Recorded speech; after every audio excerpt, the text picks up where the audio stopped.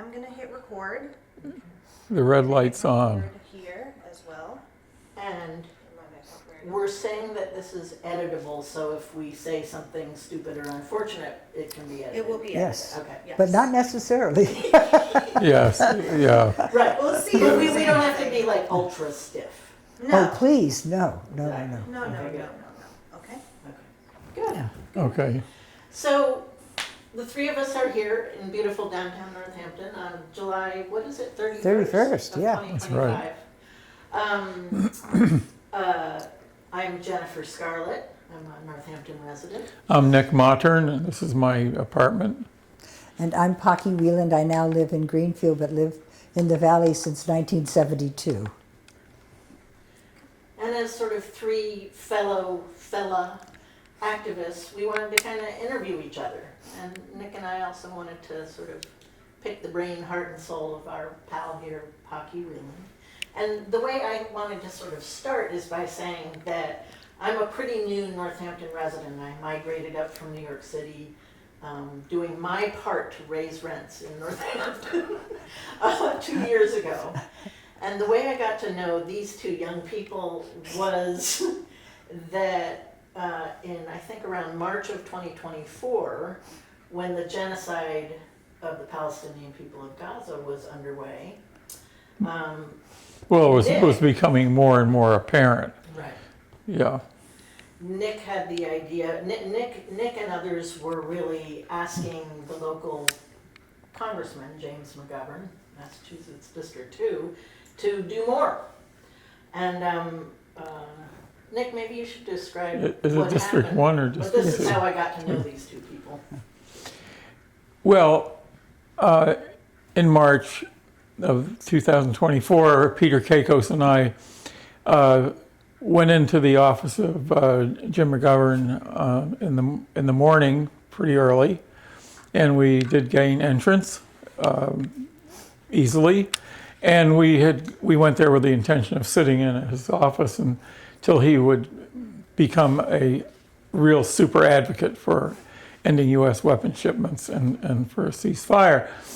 And so we started to sit in, and all of a sudden, Paki showed up, Jennifer showed up, Priscilla showed up, and Teresa showed up. And so then we had a crew in there that really made quite an impression, I think, on McGovern. Although he didn't do what we wanted, he thought it was in his interest to talk to us for a long period of time. And very much to the point, Paki knows him very well for a long period of time.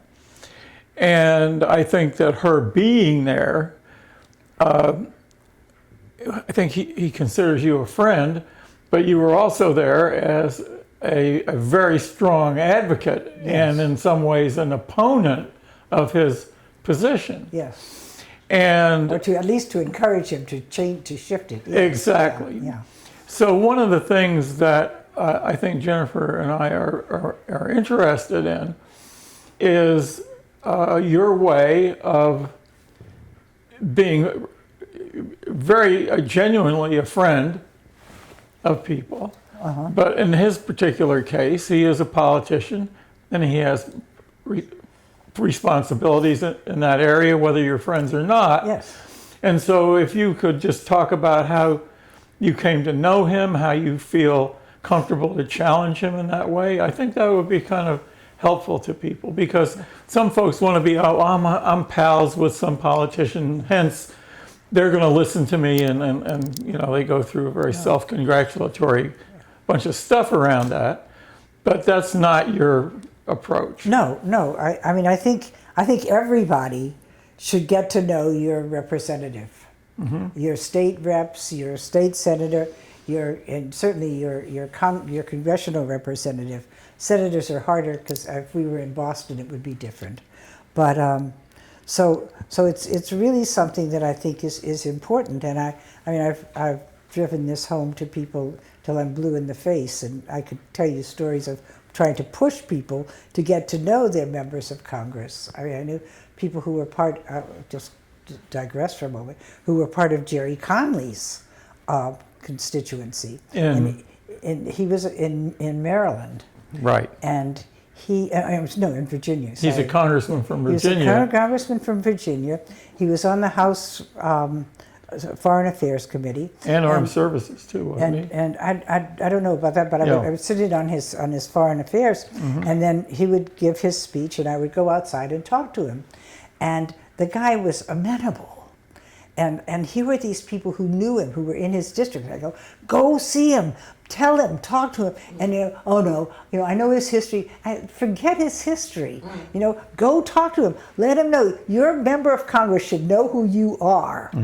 That if we want to have, if we want to be able to have some leverage. But anyway, and then then poor old Jerry got throat cancer, got so terrible cancer, and died.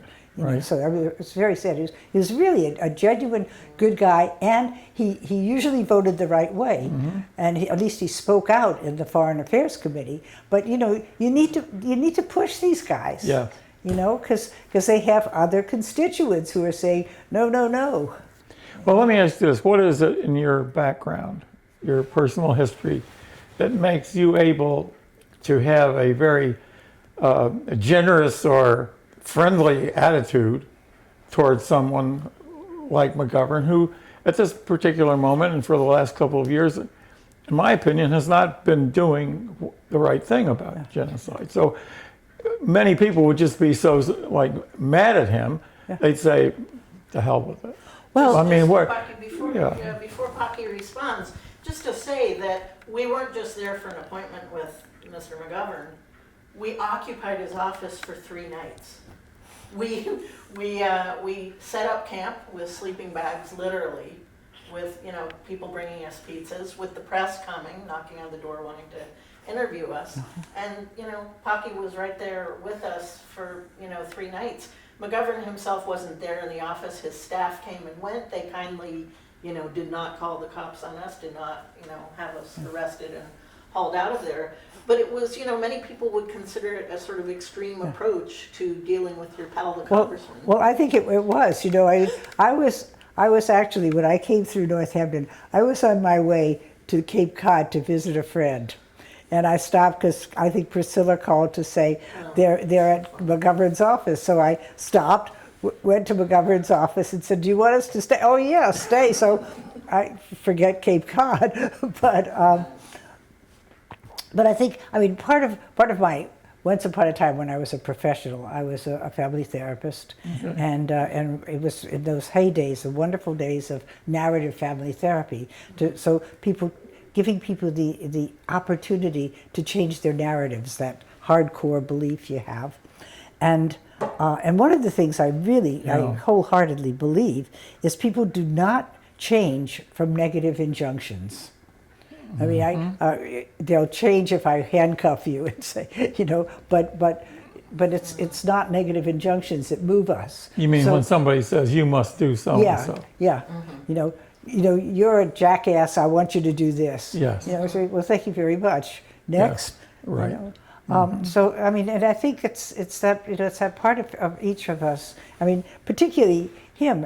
He's got his vulnerabilities. He was raised by, probably taught by those good St. Joseph's sisters in Worcester, and so had some good healthy background.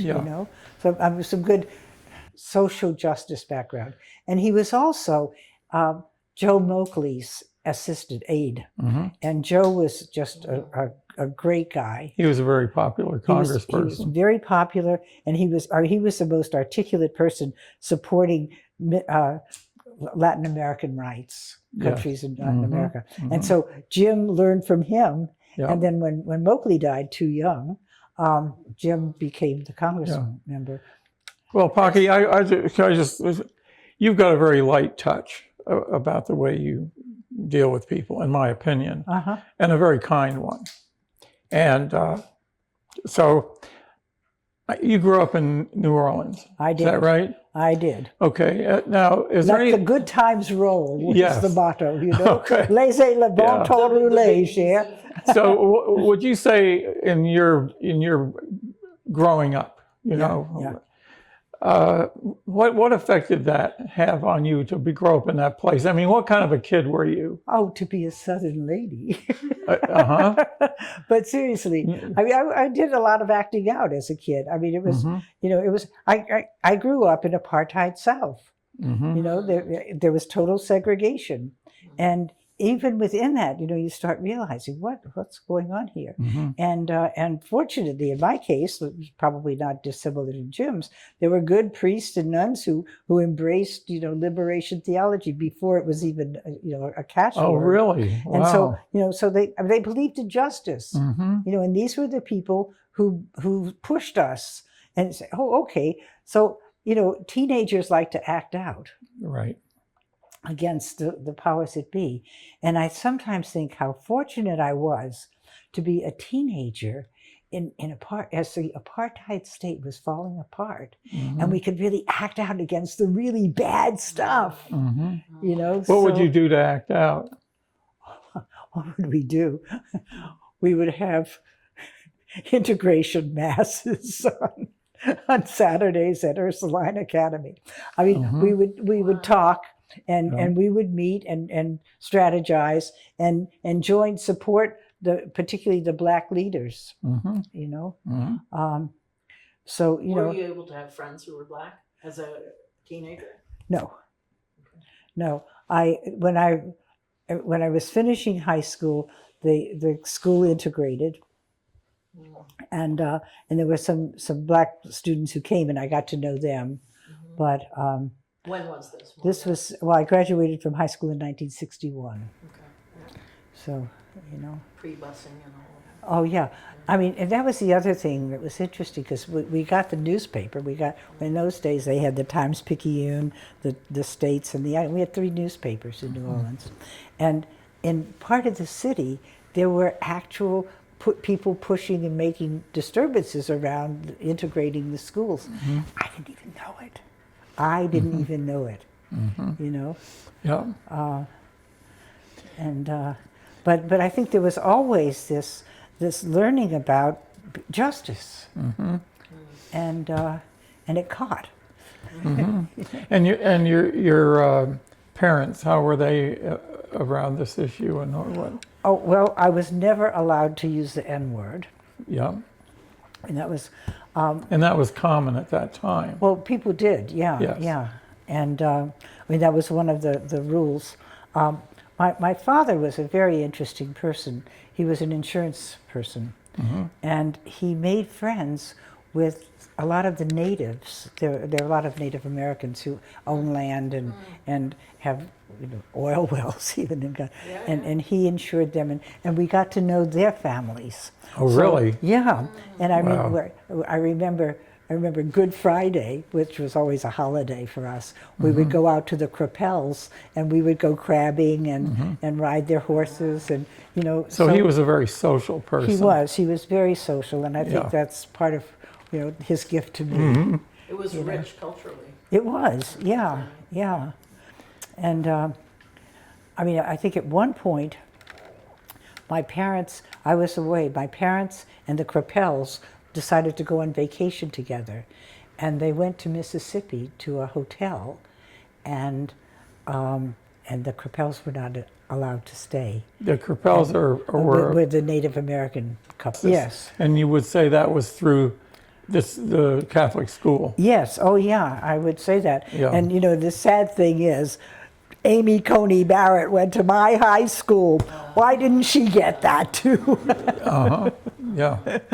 Yeah. But yeah. So I mean, it was sort of this fortunate happening. This serendipitous ability that this gift actually. You were tuned toward justice. Well, I think so. There was So so I was laughing about. So I was wearing a habit. And I had, someone gave me a button with a Confederate flag with a black and white hand shaking hands. I mean, it was a great button. And I wore it, which was, of course, breaking canon law. Yeah. But So how old were you when you went into the... 18. Okay, so what do you think possessed you to do that? Well, I think Possessed is conscious. probably a word the church would have turned. Well, I'm just saying. Well, no, I mean, I because think, that's not usual. I mean, I think consciously, it was to do the best thing I could, and that was the best thing you could do, you know. And did it have a conservatizing impact on you, your time No. in the convent? No, it didn't. No, in fact, I was telling somebody what along the way, you know, some of the older nuns would say it's not really going to change because I mean, these were heady days. This was the early '60s. Right. Pope John 23rd, aggiornamento. We open the windows. You know, things are going to change. John Kennedy was president. There was all this hope. Right. Yep. You know, so we were just filled with that enthusiasm. That's right. And I think about it now, you know, I think, good God, you know, Kennedy was killed, King was killed, all these people, and we never lost our optimism. I mean, you know, you'd think, what were we thinking? You know? Yeah. Right. But you know, it just kept us going, and so at some point, oh, I know, yeah, Selma was coming up, and so a few of us said we would like to go to Selma, and the head nun said, no, you can't go to Selma, but you can have a sympathy march on the campus. And so I refer to this as What was the reasoning behind her forbidding that? Do you know? Dr. King was calling for clergy. I mean, to come. probably they were nervous. You know, what are these young nuns going to do? Where are they going to, you know? I see. I think it was more protection for us than Okay. than you know, just a total racist right. idea. But so they said we could do it, and so I think of the highlight of my conventual career was at the end of our march, we had a mass at the chapel, and I led the congregation singing "We Shall Overcome," and that was, you know, I think, oh, this was really good. And that was in New Orleans. Yeah, that was in New Orleans. Do you have yeah. video of that? No, God, No. Yeah. people video in those days. Yeah, that Yeah. happened. But Wow. So New Orleans has a pretty rich musical history. it does. And how was that? Was that inspiring to you in some way? Well, when I was in high school, Preservation Hall opened. And in those days, we sat on cushions and they passed the hat. It was not air conditioned. Would you and- describe Preservation Hall? Well, Preservation Hall is this great music hall that now is, you know, has tickets for sale and all this kind of thing. But when it opened in the, I guess, the late 50s, early 59, 60, it was just a little house next to Pat O'Brien's, if you know, Yes. between Bourbon Street and Royal Street on St. Peter's. And it was, you know, and there were these very old black musicians, and they were just amazing. We would just sit around and listen, and you know, just spend the evening there. And it was wonderful, you know. Yeah. Do you mind sort of continuing No, chronologically no, a bit? no. Yeah? No. I mean, are we ready to talk about how did you migrate out of? Oh, I mean, that's New pretty. Orleans? That's pretty easy. Yeah, I mean, it's an easy segue. So you know, so there's all this enthusiasm. The church is changing. Yes. The country is changing. Yeah. You know, don't ask what your country can do for you, but what you can Yeah. do. And so we're all so enthusiastic. And some of the old nuns are going, it's not really going to change. It's not. You know, the church is not going to really change. And meanwhile, this They said old, that to you in yeah, would say this- conversation. yeah. Yeah. And this older nun who is younger than we are, well, maybe not you, but her, one night gave me an ebony magazine, which was not in her ken. She was on the, you know, she was on the faculty, and she just, but it was an ebony magazine on white poverty in Appalachia. Now, H. Rap Brown was saying, "Whiteys, go deal with your own people," and so I went to my room and read the book, and read the magazine, and said, "I think this is where I need to go," and that's sort of what happens. And so my vows expired. I was on temporary vows, so they were expiring in June, and I decided I would leave, and because it was, no, the church is not going to change, but our society is. And I remember at one point I wrote an editorial for the college paper about the war in Vietnam. That was just, people were just starting to talk about that. We say, "Thou shalt not kill," but why are we doing this? And the nun who was in charge said, "We're not going to print this." So we left it blank, and I wrote, it was censored. So, so there were those little. And what college was that? This was St. Mary's Dominican College in New Orleans. In New Orleans. The same, Yeah.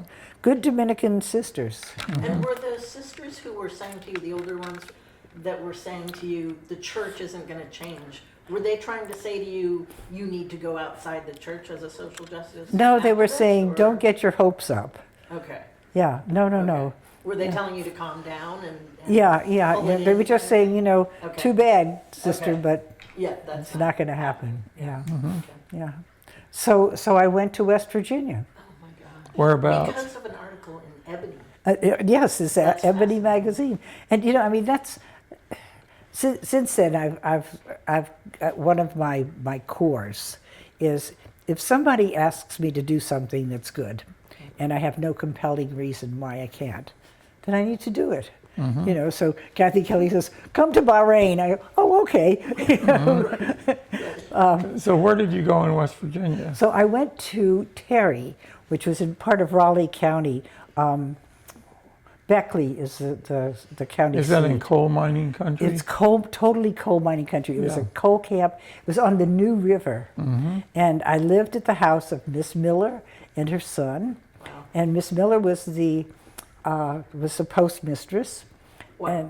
And She was white. Miss Miller was white. oh yeah. And there were all these all these people who lived in this coal camp, and so here I am, 24 years old, going out to organize people, so walking up and down the holler, saying, so what would make life better? What would make life better? And I mean, the hope that we had, that there was money coming in. Yeah. I mean, there were women who lived in the hollers who were so smart but had never had any opportunities, and they got Head Start training. Right. We spoke out against the hospitals, and I mean, it was, so it was twofold, and I have to give credit to Gibbs Kinderman, and I wish I could remember. There were three guys who had been Harvard trained. Excuse me, was this part of a group that you joined? It was the Appalachian Volunteers. I see. And what happened was when I Could we switch the mic to the different side, the other side? You On do. yours, yes. Okay. Oh, where is it? There it is. here's your necklace. Getting confused. I just want it to be a little closer to here. Okay. Good. Thanks. So I'm sorry, your question. Yeah, the Appalachian Volunteers, Yeah. was that So- something that had to do with the war on poverty? Yes. This was an OEO, Office of Economic Opportunity, and it I was see. one of the contractors. So they had all over the Southern Mountains, all over the country. They had mental health vistas, but we were the Appalachian Volunteers. If you want a better life, let me tell you what to do. You got to talk with the folks down the road with you. Build up your community and make it strong. And if we all work together, boys, it won't be long. We'll have better schools, white paint on your schoolhouses, happiness in future years. Appalachian Volunteers Incorporated. Nice. Wow. So Is that written down somewhere? it's probably, yeah. Woody Guthrie Oh type. my God. Yeah. Well, you might know Mike Klein. Mike and Carrie Klein now live here. Mike was one of the Appalachian Volunteers in Eastern Kentucky. Oh, really? And he was a great folk singer and did some songs for us. Go tell Aunt Rhody the poverty war is dead. It died in the Congress because it was painted red. Oh, wow. And what happened was we had some volunteers in Eastern Kentucky. Eastern Kentucky cops raided the place, saw the Communist Manifesto. They missed Bibles, but and so the Appalachian Volunteers were red baited and defunded. Is that right? Yeah. What year would that have been? That was in 60. That was in '68. No So who kidding. were Yeah. your heroes right around then? So Robert Kennedy was talking a lot about poverty. Yeah, in places yeah. I mean, like we Appalachia. were there when when he was killed. That's where you were. And we marched to the Pentagon, and oh, it was so sad. So when that was defunded, Yeah. that meant you did what?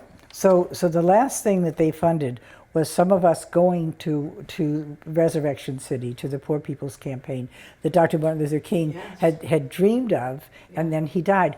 And I mean, I've thought a lot about how it was so unfortunate after he died that there was nobody to really pick up the mantle, I mean, Abernathy and those guys, they weren't bad, but they just didn't have the vision, the charisma. Yeah.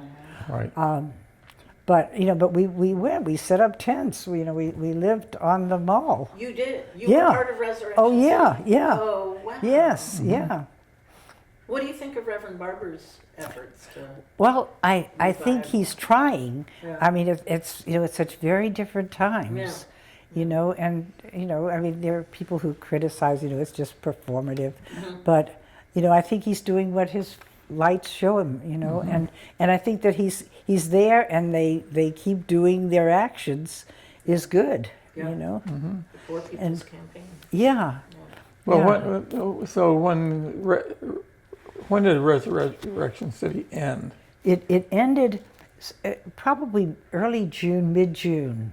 So they came in Of what year? of '68. From I mean, 1968. it started on Memorial Day weekend, and people came with after King's plywood. We built all assassination. these things. Yeah. King was killed April 4th. This was the end of May.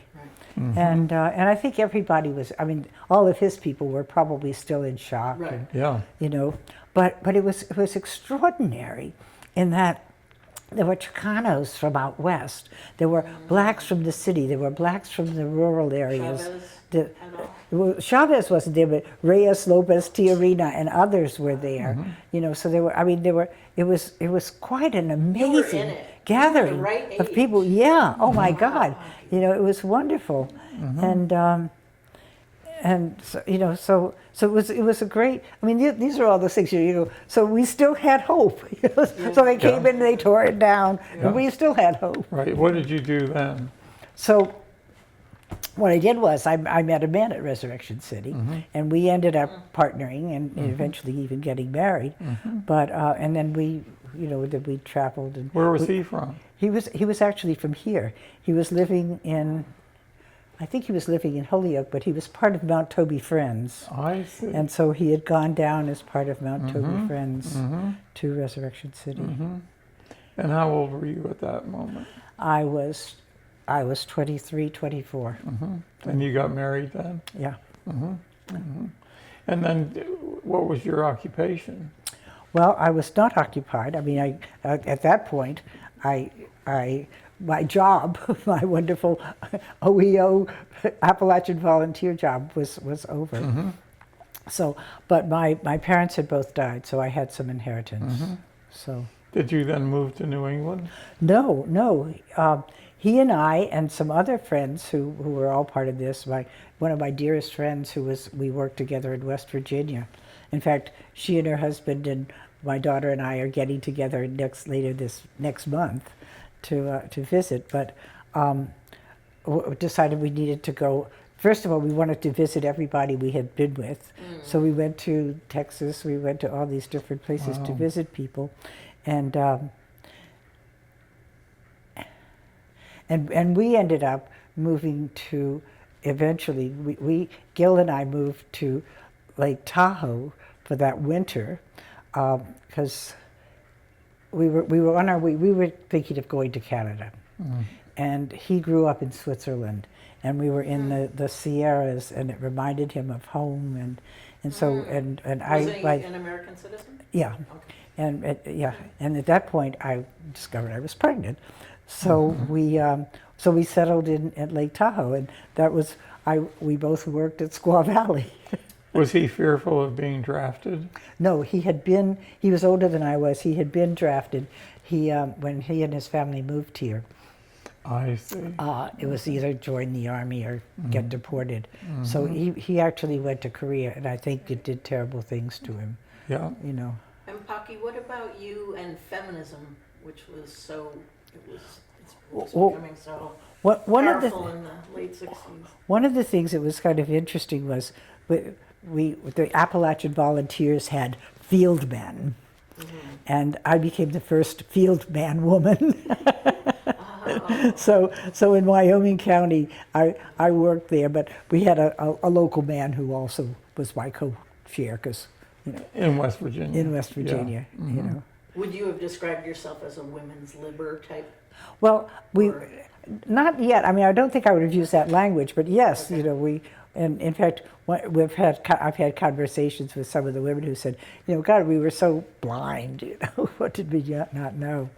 But Were you experiencing men sort of, you know, like male activists sort of hogging the work or treating you as less than, or any of actually, that these men were quite good. kind of, in the Yeah, Appalachian? yeah. Wow. Gibbs and the other Dave Biesmeyer was one of them, and he had been in the Peace Corps, and just sort of parenthetically, he came back and he's married to one of Harry Belafonte's daughters. And we've stayed in touch over the years, and he still lives in West Virginia, and I was trying to help a family that I knew who was having difficulties with law, and Dave helped because he was a good lawyer. Well, and if you would describe what you consider to be feminist movement philosophy as it applies right now, how would you present that? I mean, eventually, you know, I settled here and realized, oh, wait a minute, you know, what is this? You know, what is all this male supremacy stuff? Reading, you know, all this, and so, you know, so I realized, you know, women are people too, and I had the good fortune. I mean, Gil was not a total sexist, and the first job I got when we got here, because we moved to Oregon, we started this commune. It burned down, and we ended up coming back. You know, what are we going to do? And I didn't like living out west. Okay. You know, I want to live in the east. And you ended up here because of Gil's roots Well, and all he the had other- yeah, Okay. and Oh. I mean, I love it. You know, I often say we live in this valley because we couldn't really live anywhere else.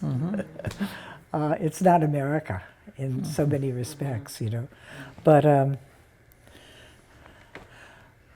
But yeah, so you know, there was that, and then so I went to work for Clergy and Laity Concerned, and with Frank Dorman, and again, it was one of those things. He was the minister, and when we worked, we had a pretty good co. And we should say that Clergy and Laity Concerned was a response to the Vietnam War, Yes, which right. at that time was blazing. Right. Yes.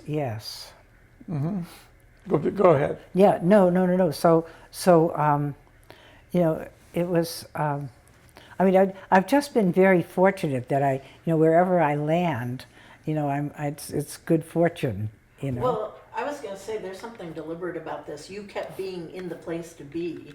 I mean, Just call me Forrest Gump. between you, right, the female Forrest Gump. You know, between the Appalachian work Yeah. and Resurrection City, Yeah. a commune in Well- Oregon, and then Clergy and Laity Concerned. Well, what happened was we were here at Christmas of '71, and visiting Gil's family, and then we were going to visit my grandmother in New Orleans, and then go out west.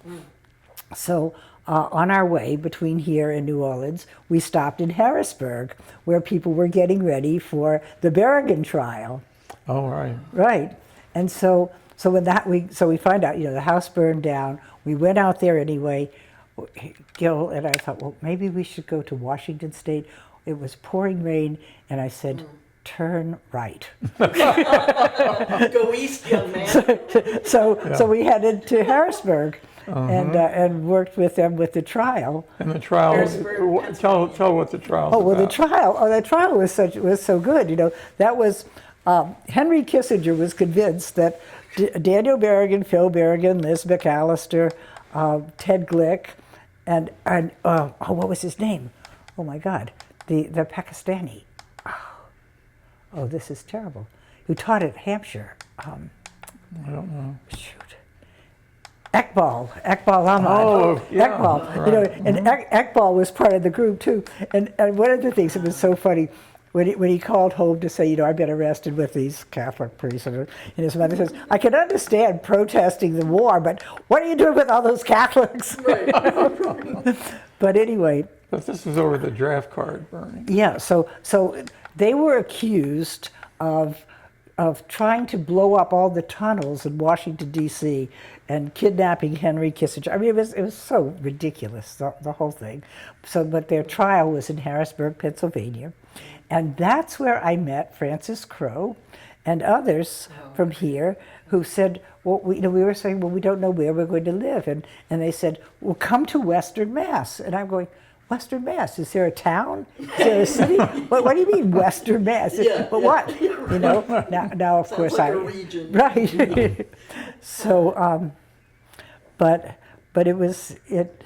So we were there for the trial. Met her, met some other people, and I mean, some of the these wonderful people, both in West Virginia, and then at the trial. Oh God.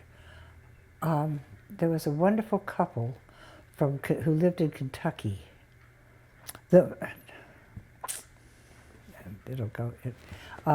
Anyway, and because I used to say, so Gil would get arrested, but I'm not. You know, what's wrong? And I remember him saying this, saying, "Don't worry, your time will come." And were you pregnant still at this time?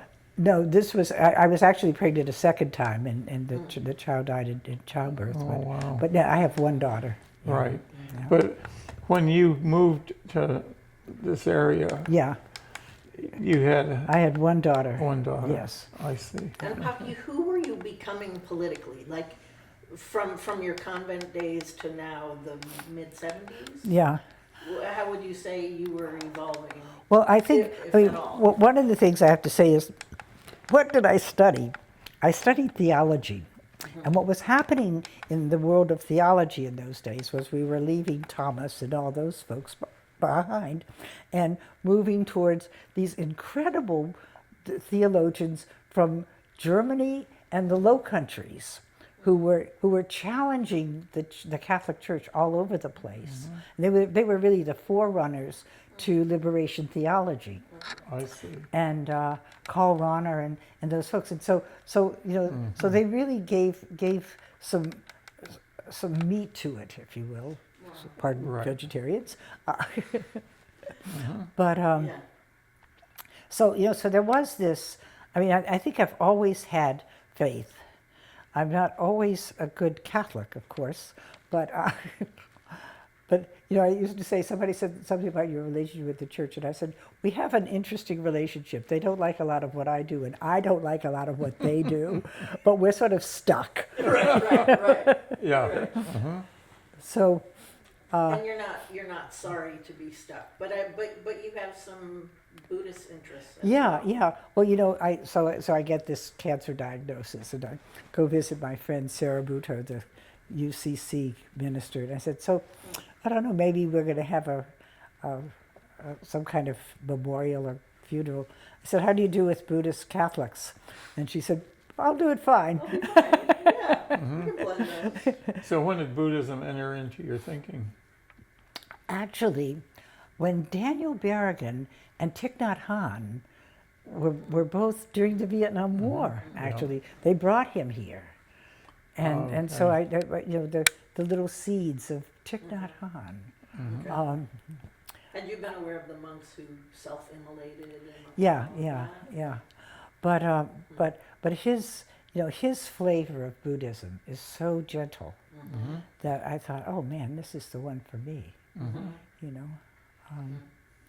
So yeah, but this I was thinking about this conversation, and I thought, one of the images I have, is somebody asks you and you don't have a reason not to, then you do it. The other is I have this vision of being in the little sailboat, and the sail is up, and we'll follow the way the wind blows, and it's a very Protestant, because that's when that was the Protestant mission, icon, if you will, when the Catholics were building cathedrals of all that stone. Yeah. That this go where the Spirit leads you. Well, one thing that's very curious to me, and Jennifer and I were talking a little bit about this morning. Please. And you mentioned Thich Nhat Hanh, okay, from Vietnam. Yes. Yeah. And I've been to both Saigon and now Ho Chi Minh City and New Orleans. And for me, there's a lot of similarities in terms of being a Delta city. It has a French influence. Yep.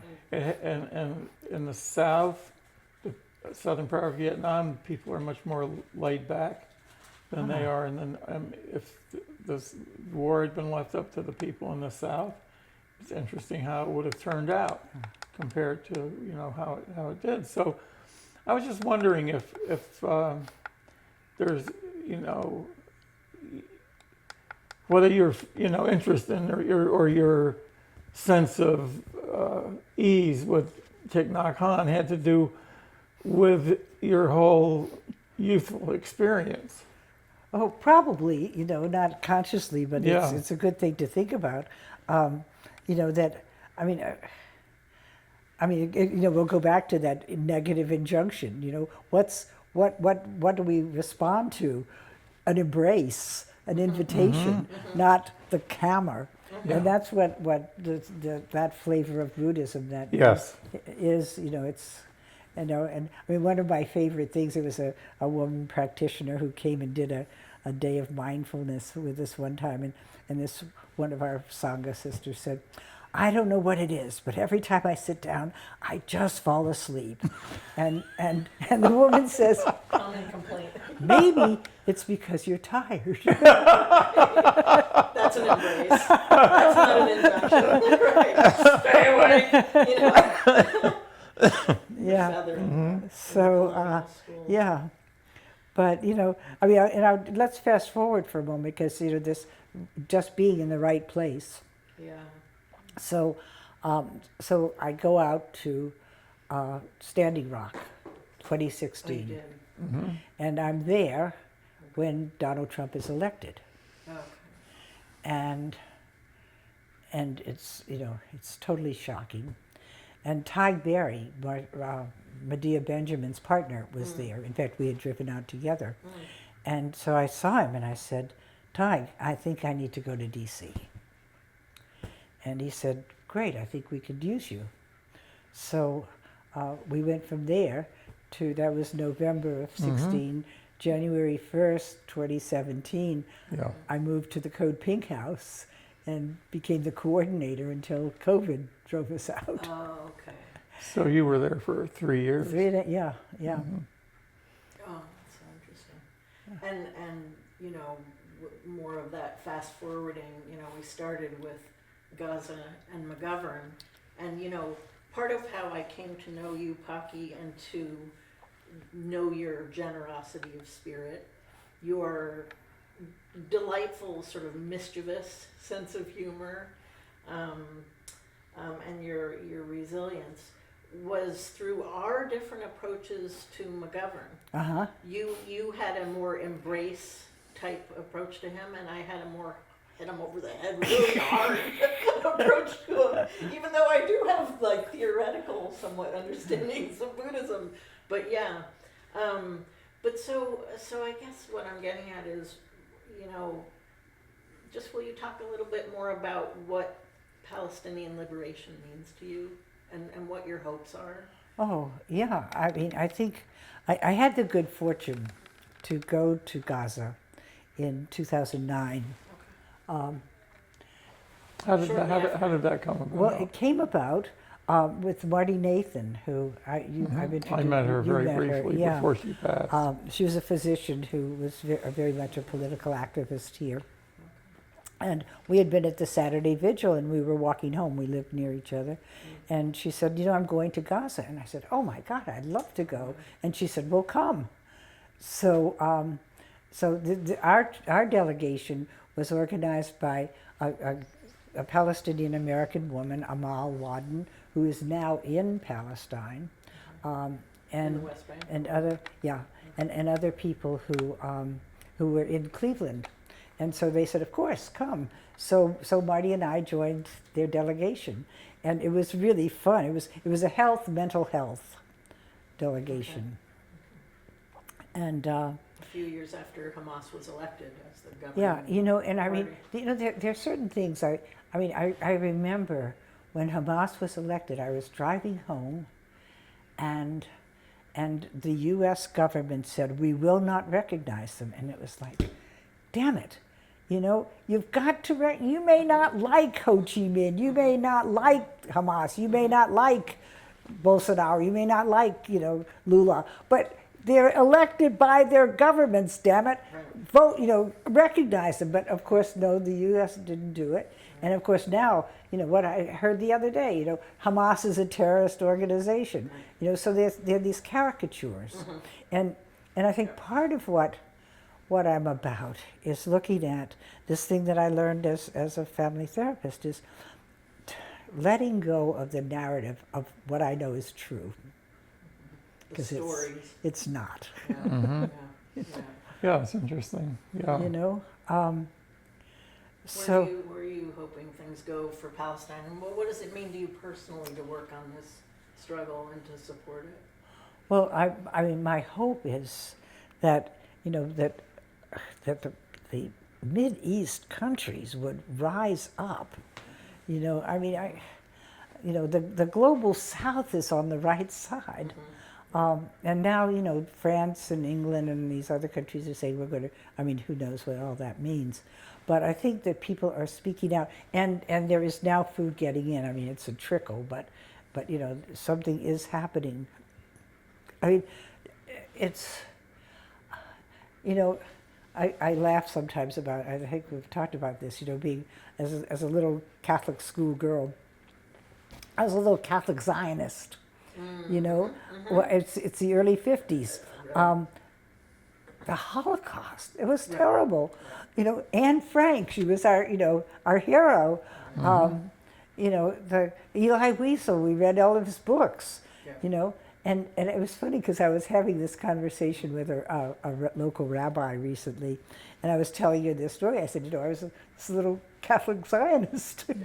And the kibbutz. Who doesn't love the idea of the kibbutz, huh? Yeah. You did a commune. Yeah. So, and the kibbutzes lasted longer. Yeah. So she said, you mean they didn't tell you we killed Christ? And interestingly, they didn't. I never heard that.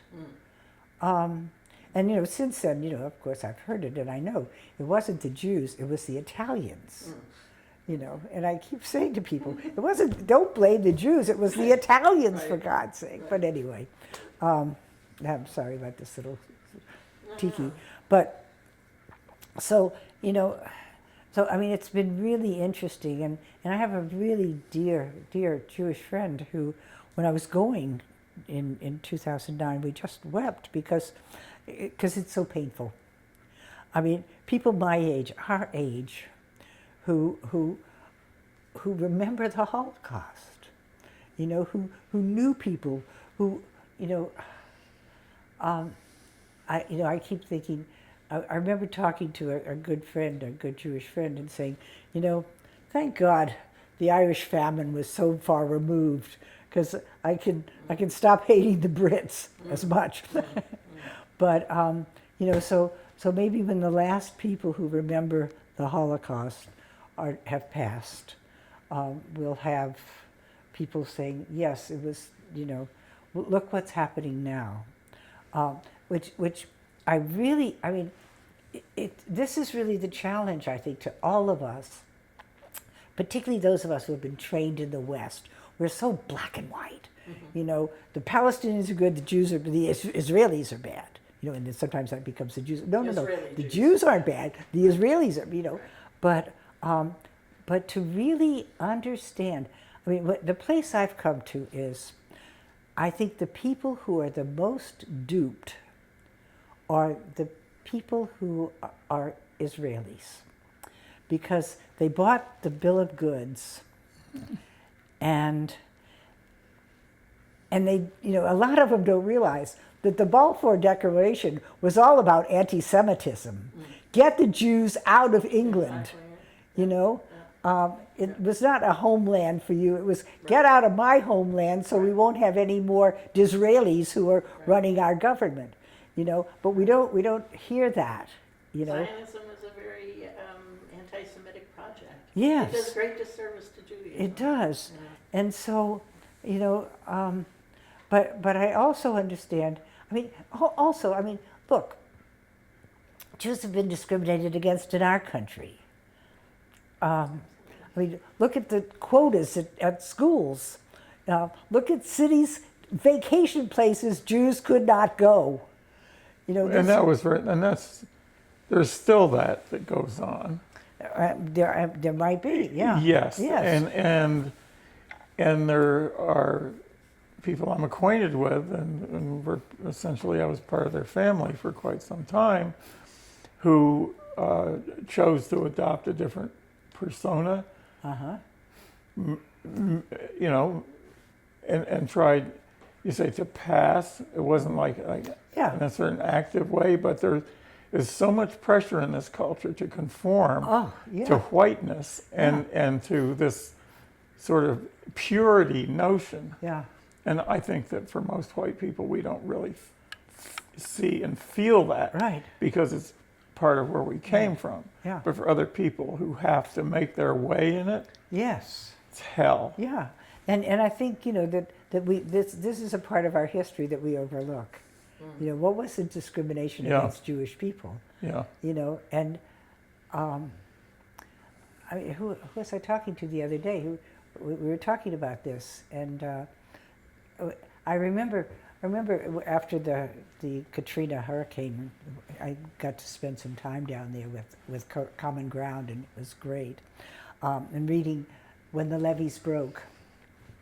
And one of the pieces of the story that's really stayed with me is Mardi Gras is, you know, is the biggest thing.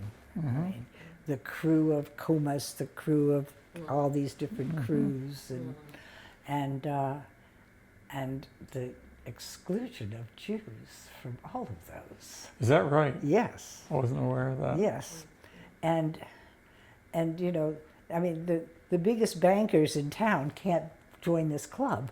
And it was like, what is this? Yeah.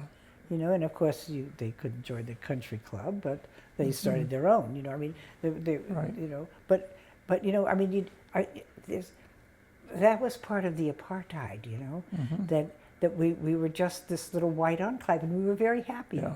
You know, I mean, we sat downstairs in the movie theater. Black people sat upstairs, and I remember saying, "Why can't we go to the balcony?" You know, Right. and And meanwhile, part of what the Palestinians are asking is for a little visibility and a little prominence Yeah. as the people who are being genocided yeah, and against and yeah. have been since 1948. Yeah, and I didn't mean to go off on your question, because I think it's a terribly important question, and I think, you know,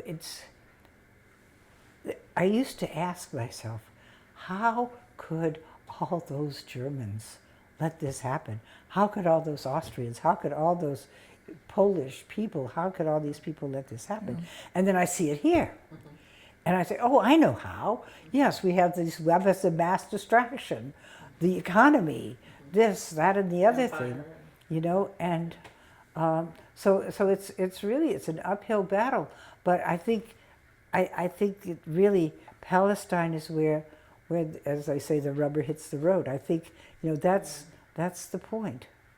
You know. Well, you know, it's interesting too. I mean, in terms of your personal experience and the culture, there are some people in our culture, like yourself, who are comfortable being in contradiction to the culture. Yes. Where do you think that came from for you? It's probably that leftover adolescent rebellion. No, but you know what I'm seriously, saying? yeah. I mean, I think about that. I think about being countercultural. I mean, so when we were hippies, we were countercultural. And it's like, well, wait a minute, do I want to be part of this culture? Hell no. And you started by describing being a white child in an apartheid city and being able to see the injustice. Yeah, of that for sometime. yourself. Yeah. And But that's not an easy thing, because most people do not want to be in contradiction Yeah. to their culture. right. And that's why we live here, because we have community that is. I mean, we had 100 people show up the other night to hear Medea and Anne. Yeah. That I know that you're all here, and that that we will have differences about lots of things, Yeah. but basically we're on the path, Right. and But that's something you got used to as a child, in a way. I think so. Yeah. in your That- household. That in my household, and also in school, I remember. I wasn't part of this clique. I was here sometime and there sometime, and I was such a bad athlete. I was always a second stringer. So, but we went to all wasn't even that. all the games and sang. Yeah. Right. And Well, you're a mother, grandmother. Uh-huh. You have children. You have, and Yeah. now your daughter. I have children as well, and some of them do not agree with what I do. Some of them are kind of like tolerant of it. Some of them are a little bit enthusiastic. yeah, So within your family, yeah. how would you say are you in harmony with most people in your family? Or Yes. Well, I have a brother who is a lost cause, the lost cause of the South. But I still maintain a relationship. is he older than you? He's younger than I am. He's younger. And I mean, I feel bad. Imagine having been my younger sibling. Oh, Jesus. Why do you say that? Well, because I think I took up all the oxygen. I mean, I did all the acting out. I did all the good stuff.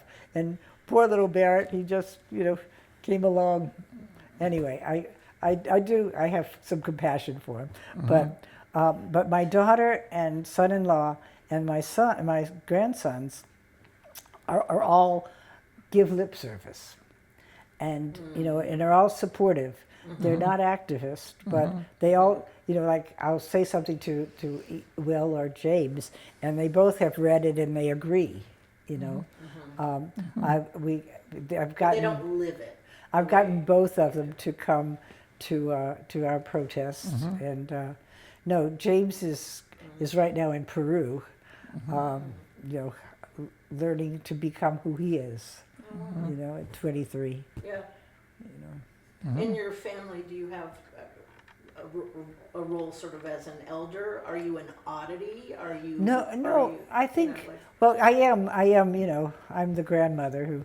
Yes, the girlfriends come and they go, "Oh yes, we've heard of you." Right. We've heard about the piece. Yeah. But yeah, in fact, I had a lot of fun because James' girlfriend came with us out to the Cape a few weeks ago, and it was such fun talking with her and listening to her, and this 22-year-old. What do you learn from younger activists? I know younger activists are supposed to learn from their elders, but do you feel like you learn from? I do. Mara and a number of the JVP people were there on Monday night, and I have so much respect for them. I mean they're the next generation, and one of the things I've done a lot for years and years is nonviolence training, and it's the once upon a time. I mean, once upon a time, we used to train people to go to Seabrook or to go to this, to go to Washington, to go to this. Right. Now we're training people to live, to deal with the ICE people or whatever is going to come down on you. Okay. We're not training people for a particular action. Okay. But To just survive. yeah, to just be, when the cops come for you, when they come for your friend, what do you do? You know? Right. And it's, I mean, it's amazing the number of people who want nonviolence training. It's That is, very exciting. that's and I very think encouraging. it is. It really is. Yeah. And I mean, when I first came to the roundabout, when JVP, Jewish Voice for Peace, started the roundabouts, I thought, Sunday morning, what in the hell is this? Aren't you still in bed? Aren't you reading the New York Times? Aren't you having brunch? Aren't you having sex? No, Yeah. no. Aren't you in church? Yeah. No, they were all coming across the bridge, and we had so many people show up, and and that has consistently been there. Extremely You know? sincere. Yeah, hardworking people. yeah. Yeah. So and I'm then when they say, not in our name and Yeah. never again means never again, yeah. it's deeply, deeply felt. Yeah, and then when you see them in New York, you see them taking over Grand Central Station Yeah. or the Brooklyn Trump Bridge, Tower, or, yeah. Right. it's, oh my God, Yeah. so it's, I feel like, okay, so we did sow some seeds here, and it's part of the legacy, but back to what can we do, just, I mean, I think the highlighting what the flotillas are doing, letting people know that that okay, so people are getting. I mean, this God's a humanitarian thing. Well, I mean, good Yeah. God, Yeah. I mean Yeah. that should be It's an so. obscenity. It is obscene. Yeah. Right. It's as people say, it's you lure folks in with food and shoot them is very much akin to luring them to the showers to Right. gas them. Exactly. Yes. And there is Yes. the largest tragedy, human Yeah. tragedy. Yeah. Yeah. So someone asked me the other day, I think she was probably around 30 years old. She said, I know that you were, active and we were, in Vietnam and you were active in these different movements. She said, do you think that this time we're having right now is more serious, is more deeply, threatening than anything that you've experienced before? What would you say? And what did you say? No, I want Well- to hear what you had to say. Only if you say what. Okay, I will. Okay. You first. What? I told her yes, I did feel it was more threatening, because at that time there was Congress and different people in the Congress who had some kind of stable commitment to decency that was dependable. Now, they may have been bought in certain ways, but there was still the expectation that frequently was met that you would have a Supreme Court that would uphold human rights, Yes. and that you would have a basis in government Yeah. for appeal, redress, and accountability that doesn't exist at this point. So that was my response. Yeah, it's interesting. It's again, that sort of question about where do you locate yourself. There was this conversation a couple of months ago where there was a white woman, a middle-class white woman, who was saying it's never been worse, and there were these young Native men who said, "Oh yes, it has." And I think it's really important to look at that. If you were black, you'd say, it actually has been worse. There was slavery. There were the Yep. schools. There was genocide. Right. So it's where we locate ourselves. I think as a nation right now, it is so out of control. I totally agree with you that it's, that this Bove just got the approval to become an appellate judge is beyond the pale. Yeah. Fascism is on the march. Yes. Literally. And I mean, what's amazing is how fast this has happened too. Yeah. Paki, as a person of faith and with your faith background, I have a strong interest in environmentalism, wildlife conservation, that kind of thing. And I know you have so many your vision of retirement is to be far busier than you probably ever were as a working person, but, you know, occupy the airwaves but the Connecticut River Defenders, I'm curious about whether you see yourself as a faith person. Does that have something to do with your interest in protecting nature, preserving? Not Nature, it's no. not a kind of linear thing. It's It's you know, it's who am I, Mm-hmm. you know, and I mean, I think, who was it? Joe Hill said, "I'll be there." I don't know if he had any faith in God or anything, but I feel more akin to him, you know, that if, you know, if there is an injustice, we need to be there. You know, if there's war, we need to speak out against Would it. you just say who Joe Hill is? Oh, Joe Hill was a miner who was killed because he fought for justice for the laborers, Yeah, we could have our person play the song, Right. but yeah, I mean, I think you're right, you know, because that's the other thing, we're so damn ahistoric, you know. I mean, it's amazing. I was listening to a little piece on the radio yesterday where they were talking about the Chinese and how, you know, they're thousands of years history. You know, we're going on. We'll be here. You know, and we're about to celebrate 300 years here, or you know, that, you know, that we're so young. You know, Yeah. we're so new and such upstarts. Yeah. Right. That ahistoricism is so much of the problem with the Israel-Palestine Yeah. phenomenon, that so many people know so little history that they're completely vulnerable to the propaganda. Well, I would love to invite people, if you go to Monticello, I was in Washington a couple of times recently, and we spent some time with Miko Pillay, and he said one of the things that really struck him was in Thomas Jefferson's library, there was a map of the world at the time, and Palestine was there. Palestine is there, Right. you know, that, you know, so, you know, so I think that if we, you know, it's a little like the Vietnamese in a sense, that, you know, we used to say, well, we ended the war. And, no, I think the Vietnamese ended the war. We were supporters, you know, we were the second string.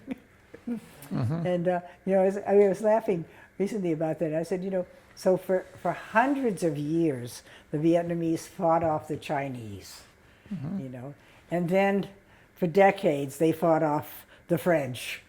And then the Americans came along and finally they won.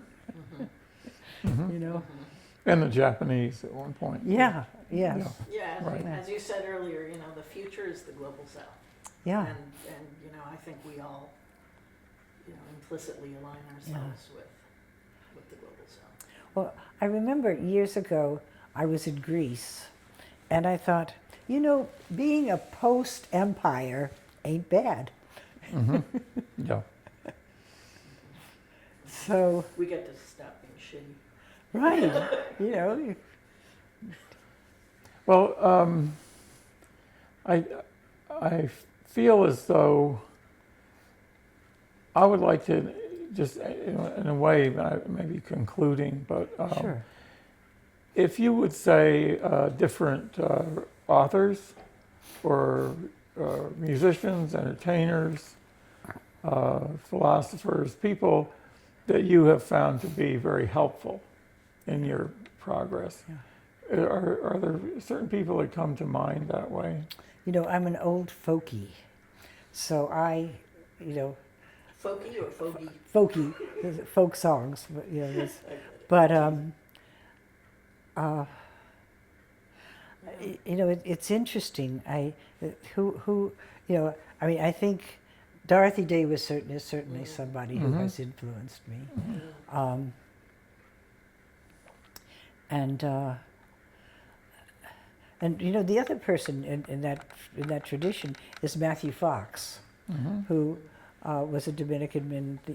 he wrote, among other things, the church is a dysfunctional family, and so who was it? Benedict threw him out.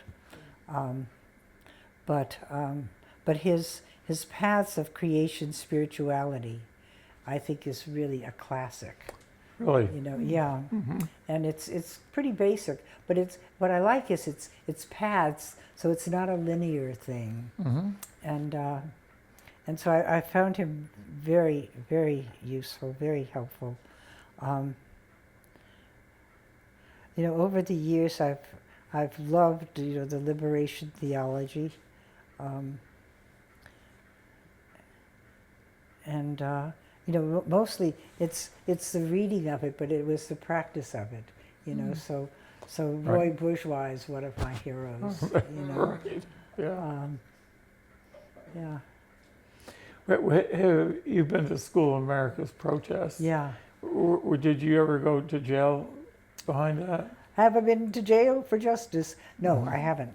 Okay. Because by the time I was there, it was 6 months, and I was still teaching, Yep. and so I didn't feel I could. Yeah. Give But that that's a very interesting movement that developed around Yes. that Yeah. is. I think it still has a lot of Oh yeah, power. it does. You know, I mean, we moved from Fort Benning, which is now called something else, unless Trump has named it Benning again. Fort Maloney or something. Yeah. But yeah, I mean, it's, you know, and those are those kind of things. Just like, what made that happen? You know, and you know, and you know, then all of a sudden, you know, there are thousands and thousands of people who arrive at Fort Benning, Georgia. Right. You know, and Yeah. and it was, again, you know, I mean, that's the other thing, the sense of community. You know, that's we need one another. Right. You know, we nourish one another. Yeah. And You've lived through a time of incredible, the growth of Oh. understanding about intersectionality, yes, right? yeah, You know, movements of movements kind of yeah. thing. And for me, a person like you really has really lived that. Well, you know? yeah, I think, you know, one of the things that I love was when I first heard the term intersectionality, Yeah. this is a good word. Yeah. And I often, you know, people say you connect the dots. And connecting the dots is good, but let's connect the roots, because that's where they are. It's all the same roots, Yeah, you yeah. know. Yeah. But connecting the dots is good. It's, you know, that's a good modernity. It's a both and world. You know, dots. The dialectic, man. Yeah, you know. Yeah. So, You're a yeah. hippie, Paki, really. Oh, yeah. Such a hippie. Oh. So, So- yeah. So I want to know what led you to want this conversation. You know, partly the attributes I see in you, the as you say, the ability to honor embracing as opposed to, you know, knocking heads together kind of thing. Although I'm still an advocate of knocking heads together. I'm not the pacifist that you guys are. I'm very much, I'm very much pro-Palestinian liberation movement, taking up arms against the IDF, etc. But I find a sort of sister in you, a role model in you, your embrace of people, your generosity, and your sense of humor, the combination, the way they inform your politics and your ability to keep going in a joyful way. You are really a happy warrior, and I always, I admire you I for remember that. Hubert Humphrey. Yes, being Hubert called Humphrey. that. I'm sorry, I don't mean to No, evoke Hubert. no. There's a lot good about the guy. Yeah, was there good about was. the guy. Yeah. Yeah, but you know, I mean, just saying Yeah. that because I kind of knew him along with George McGovern, and he was fundamentally a decent person. Yes. He wasn't a cruel person. No. And counterpoint to what we're experiencing now, where cruelty is a virtue. Yes. And empathy is a sin. Yeah, Right. you know. And so what Jennifer was saying about that Yeah. is absolutely Yeah. a big deal. Yeah. Being a happy warrior. Yeah, so I can ask you too. So okay, so you wanted to ask me, but what about you? Well, you mean the reason why I wanted to interview you? Yeah, and Well, the reason is, well, two reasons. One is you've got cancer, and you may be departing from this Mortal coil. this realm Yeah. to another one. yes. And I thought, well, you've learned a lot that's inspiring. Thank you. And I want to just thank you for those good chocolates. I told Nick that, the doctor said dark chocolate has more antioxidants than broccoli. Oh my God. Oh my God, let me go to the chocolate here right now. But I also feel like what you're saying is, if you live another 20 years, 10 years, whatever it is, at this particular moment in time, it's very important for people to understand some of these things. Yes. About how do we get through it Yeah, and still yeah, get somewhere. yeah.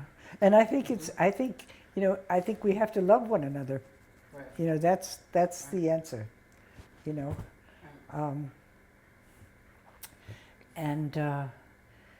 And to get angry with any of them, I mean, I had a friend whose mother used to throw socks at the TV.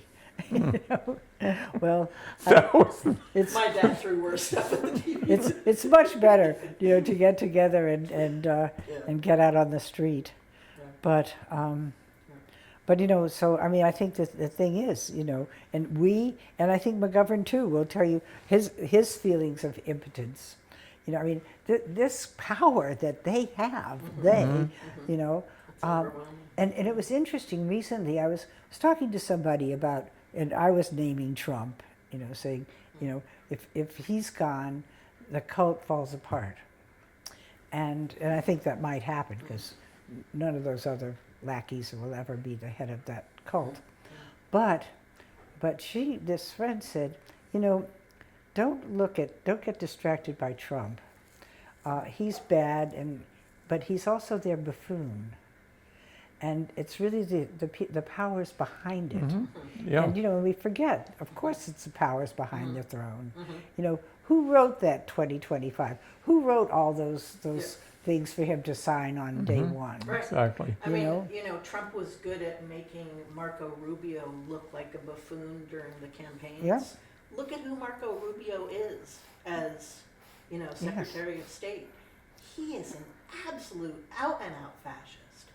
And when people sometimes do these memes of, Rubio standing in the Oval Office looking sad, and people are like, oh, Marco, maybe you shouldn't have, palled up with this guy.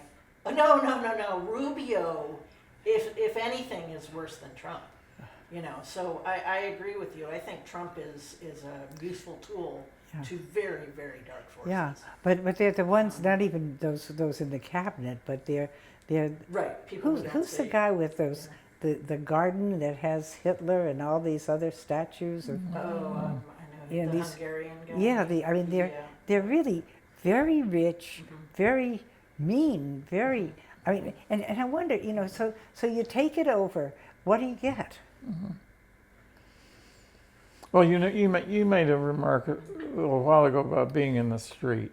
Okay. That's very uncomfortable for most people in this country. It's not a cultural Right. okay for white Right. people. What do you have to say about that? Get over it. I mean, seriously, we have these ridiculous things, triggers. There are some words that drive me crazy. This triggers me. Get over it, especially, white people. We don't have the luxury of getting triggered, but this is, and I don't want to sound lacking in compassion, but keep your eye on the prize. What are we really talking about here? My feelings of discomfort. Yeah, there are lots of things that make us uncomfortable. I'm sitting in a meeting and I'm not invited, and I raise my hand and say, "May I speak?" And they say, "Okay." So I jump ahead. Yeah. But I mean, you know, there are lots of things that But some people are really afraid of being in the street. Yeah. They're afraid of being monitored. They're afraid of being seen. Well, Do you know what I mean? They're afraid of not being cool. well, of going against their community. Yeah. You know, like my friend down the street. Now she's going to hate me. Yes. You know that's a big deal. Yeah. So you know, What do you do with the that? flip answer is find new friends. Yeah. But the other thing is, you know, is to go with. You know, is to say, okay, so you can't go on the street. What can you do? You know, can you write letters? Can you do something? You know, I mean, everybody doesn't have to do the same thing. You know, some people are afraid of getting arrested. Okay, you don't have to get arrested yet, but again, and then there is, and I need to just say this because that was sort of flip about get over it. But I mean, there are populations that are much more vulnerable than I, and I need to pay attention to that, whether it's, you know, the Latinos or blacks or whoever, you know, the people who are targeted. You know, I mean, the poor Haitians right now, Jesus, you know. Well, the three of us have an enormous amount of privilege. Yeah, and so, and that was something I learned, I think, a long time ago, is you can't let go of your privilege. You're a white male, you're not going to be anything else. Right. So how do you use it? Yeah. How do we use our privilege? And that's, you know, don't say I want to give it away because we need it, you know. Yeah. One of the things I used to say to my grandsons, the common weal. You know, what are you contributing to the common weal? And the younger one wrote about that in his final essay before graduation. So, you know, you just keep, maybe I was pounding them, but, you know. There But, you are, yeah. Paki, having an But- influence on those But you know, people. I mean, I think it is, you know, and it is, you know, and that was part of the thing, is being a therapist. You know, meet the client where he is, meet her where she is. So you can't say, all right, come on, let's go to the Capitol and get arrested. You know, say no, wait, you know, I've never written a letter, for God's sake. You know, and so one of the things that's happening, as the folks who are doing a lot of the nonviolence training are helping people form affinity groups, so that you know, so that you get support, and you know, you have lunch together, you periodically you have a meal together, so you get to know other people, because that's a big piece, you know. This goes back to your commune in Oregon. I mean, you're a Yeah. believer in community, and Yeah. without community, we will not achieve that. No, we you're right. Yeah, we won't. And the other thing is, I mean, we need each other. You know, I don't write the letters. What's his name? Moss wrote those wonderful letters. What was his name? Oh God, you know, Miriam Moss's husband, Sid. He was 100 years old, and every week he wrote another letter to the Gazette. Oh, You know, he's just an amazing guy. Yeah. You know, and you know, and people read letters to the editor, you know. it's a radicalizing time. I mean, we see these indivisible folks who are fairly timid, middle of the road liberal types, and they think they're very radical. But you see them being radicalized gradually. They're starting to talk in terms of civil disobedience training, in terms of being ungovernable.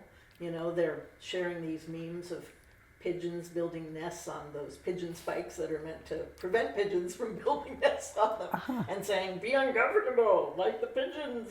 So, you know, there's, I think courage is contagious, and you are so courageous. And but I think, you know, when we went to one of the first indivisible things, we were the only people with Palestine. Right. You know, but it was important for us to be there, connecting the dots, connecting the roots. And Yep. you know You that know? finally they're having Yes. every Sunday Yeah. standouts in West Springfield. Yeah. I'm very heartened That's by what that. I've heard. Yeah. Yeah. It took these children starving to death Yeah. before our eyes. Yeah. But, you know, yeah. You know, and that's the other thing. You know, what did it finally take to wake me up? Oh, this, that. You know, but you're woke now. Woke. Well, You Yeah. can be like Superman. from what you described, you were awake from a very early age. Well, I think I was fortunate, I had this incredible love of this grandmother and my father's sisters, my aunts, so I had on both sides of the family encouragement. Yes. I think that's so You much know? of it, Paki. If you Yeah. have That's a love big in your deal. life, if you're loved, you're Yeah. able to put Yeah. it out there. Yeah. And Yeah, I see a lot of that in you. yeah. So much. So I was very fortunate, The parents were not in great shape, but they had mothers and sisters, so, Right. know. Yeah. Yeah. Yeah. So And it was a good village. and then, I have this notion that, what plants do is they tend toward the light. Yep. And that's what we do. Unless you're, even a deadly nightshade, I think, will tend toward the light. And that's what we do. So we have to keep the lights a flicker. That A lot of people appreciate your ability to And- do that. and I think that the other thing is, for us to have humility, to know whatever I have is a gift. I didn't Yeah. create this, That's a big deal. If I've got anything, it's grace, Yep. And as they say in some programs, got to get out of the way. Yeah. And sometimes I don't, It's, Yeah. but and that's the other thing. I remember saying, if we were perfect, if you were perfect, you wouldn't have anything to do with us. If I were perfect, I wouldn't have anything to do with you. We all have our imperfections, and so we need each other. Right. Yep. Yeah, I like that you mentioned plants because there's so much science now about communities of plants and how they Oh, almost altruistically help each other. Well- There's really almost nothing in it for them, and yet there's all this science now showing that trees aid Well- trees well, nearby. visiting the Muir Forest, Muir Woods, yeah. Muir Woods, right Yeah. out of San Francisco, Yeah. where all these redwoods have formed a circle, and A group and of they're all elders talking together. underneath there and probably up here. They are. And one of the things, this is a little anthropomorphic perhaps, but I'm a big believer. the idea when the last ice age came, what we say is, the trees spoke to each other and said, "Hey, we got to move south. Yeah. Come on, baby, move south." Yeah. And so so that's but so the wind was blowing, and you go, "Hey, you don't need a weatherman to tell you which way the wind is blowing. Let's go south." And so they migrated south. Yeah. But that was sort of nature, Let's take care of each other. Yeah. And I think part of what sets folks like us apart a little bit, and you especially, Paki, is you have an abundance mindset, not a scarcity mindset. So that's what I hear when I hear you talking about the light and about embrace and Yeah. that kind of thing. There's a lot of abundance in this world. Yeah. Years ago, what the older grandson gave me this wonderful poster. That it's a Buddhist thing. It was kind of interesting. It was kind of surprising and just delightful. And it's you take one candle and it can light all the others, and it doesn't diminish in lighting the others. Joy is never diminished by sharing it. That's great. Right. That's Yes. great. It goes the other way. Yeah. Yeah. Well, Thank you. Oh, well, thank you. thank you very much. Enjoyable. Just went on forever. Yeah. Your history is even more astounding and astonishing than I had any idea. Oh, And we only know a little tiny We only bit know a of it. little teeny right. bit. Yeah. Yes. Yeah. Um, Wow. Yeah, I was, we were laughing about the Forrest Gump thing, but, being at the right place at the right time. I was on the AFSC committee and You're always photobombing. here, and Francis says that, we would go into Cambridge, and they wanted somebody to go to Northern Ireland during the Troubles. Yeah. Yeah. And so my friend Alice Barrett and I went from here. And actually there was this guy, this AFSC guy, who didn't go because he was nervous. And I think that's the other thing. I don't have a great fear gene. You know, so That's big. it is So good. you Yeah. were able to go to Yeah. Gaza, Yeah. you were able to. Yeah. But I'll tell you this funny story. So we go to, we're in Northern Ireland and we do all this stuff. And Joan Baez's mother was part of our delegation. And she was just a wonderful woman. And so she said, she invited a couple of us to go with her to Joan's concert. So Betty, oh God. There was Mairead, Corrigan, Betty, and Kieran. There were these three people who started the peace movement at that point. And so Betty drove us to the concert, and we're coming out of the concert, and we're about to get in the car, and she goes, "Wait, we have to look for bombs." So Alice and I are looking under the car going, what the hell does a bomb look like? Yeah. Yeah. You know, unfortunately there was no bomb. But But Yeah, people were getting killed there pretty regularly. oh yeah. Yeah. There was this scene that I'll never forget. There were all these little children and their little boys in their their little cassocks, singing in front of a church. We were getting near Christmas, and at each end of this line of little boy singers, there was a soldier with a gun. oh wow. And it was like, oh my God, Oh wow. you know? Yep. Yeah. But, so you know Brian Terrell. So Brian and I are in Bahrain and we're getting tear gassed and we go down this alley. And he and I are standing in this alley next to some other women from Bahrain. And I go, "Brian, do you think they're going to kill us?" And he says, "No, I don't think they'll kill us, but they may hurt us." And then this young cop, this young boy, you know, engages me in a conversation. And that night, he called me. I was in the airport waiting to be deported to say, "Are you okay?" You know, I mean, they're just reaching each other, finding that humanity. Yeah, right. Yeah, You know? those trees with their roots. Yeah, yeah. I mean, we all need to worry about people like Chris Smalls. And I know Right. Chris Smalls would say, no, you need to worry about the Palestinians in Gaza, please. Yeah, yeah. Breaking that siege, the moving photos of Gazans finding those bottles of food on the beach that the Egyptian folks Right, had been yes. throwing in the Yeah. Mediterranean. And you know, the thing with Chris was Anne was very busy trying to get our government to advocate for the Americans, Right. Right. and they wouldn't. Right. You know, the French did, Yeah. the Dutch did, everybody else, Yeah. except the damned Americans. Well, Mr. McGovern has not said anything about it. Yeah. You know, every elected official should be screaming for the release. Yeah. Anyway, so we'll keep on, and you know, we'll join the folks tonight, and I think it may be inside. God bless the I have a UUs, feeling.